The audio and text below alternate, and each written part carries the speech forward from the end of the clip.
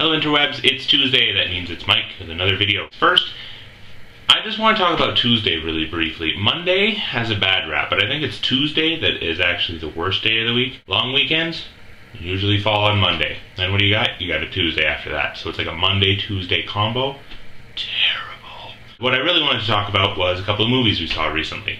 Meg and I, Meg's back there, we saw Pacific Rim. Oh my god. Like, if you would take bits of my imagination and sprinkle them into a film, you might get close to what this was. You've got yourself some monsters coming out of the ocean. We don't really know why. They're just kind of coming, just in force.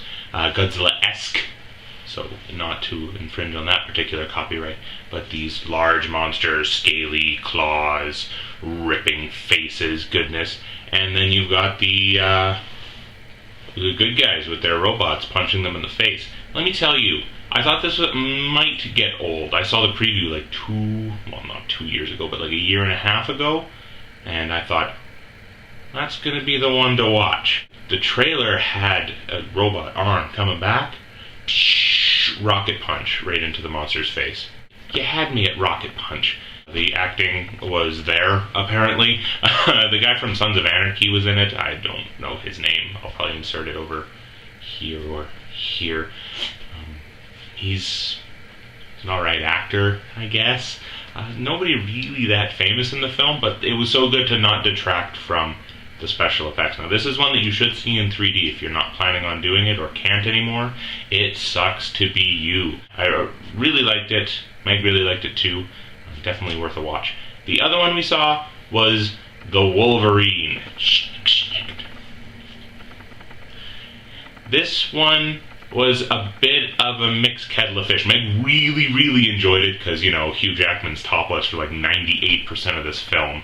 And I don't mean it's taken off. I mean he's like, grr, I've got my muscles and my chest hair. Which group? Okay, so Wolverine, if you're not familiar with him, why the hell are you watching this? When he gets hurt, he heals really quickly. There's a scene where he's devastatingly hurt. Most of his skin is gone. Yet one of the priorities that his body puts on, it's not like, let's regrow the genitals, let's do some toenails. Let's focus on that chest hair. I want that to come back. Which leads to the argument, can this version of Wolverine get a haircut? Yes, he can. Because later in the film, he gets a haircut. What? But, you know, if you can overlook these general nerdy things, it was a pretty good film.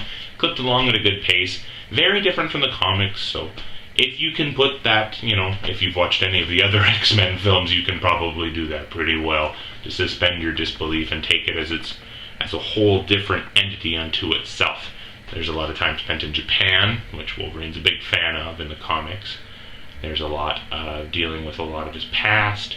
There's some, what else does he do? Stabbing, a lot of stabbing. Stabbing a lot of people. I think if you look at all of my videos, I mention people getting stabbed. I hope that's not something Freudian that's going on. Wolverine doesn't speak Japanese in the movie. Now I know I just said you should be able to take them as separate entities, but come on, just a little nod. Like in the books, he spent so much time in Japan. After he goes all feral and tortured by the government, he goes to Japan to find himself and to become samurai. But, you know, like, just like a little bit of recognition of Japanese instead of him being like, oh, what's this funny language people speak in this country I'm in? I don't know what's going on here. Snicky. That's really the only complaint I had, which is similar to my complaint with the Superman film where he kills hundreds of thousands of people in a crowded downtown area, but that's neither here nor there. Overall, yeah, that's another watchable one. We saw it in 3D in the big open theater with the seats that are selected. Did not need to be in 3D. Absolutely not. If you've ever been to a Marvel movie ever, you'll know to stay past the credits. In this one, it's definitely worth it.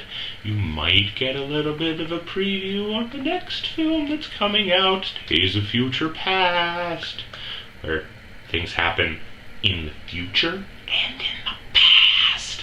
What's really cool is they're combining all the casts for those, and it should be a good old time. Well, that wraps that up, and this is a logical stopping point.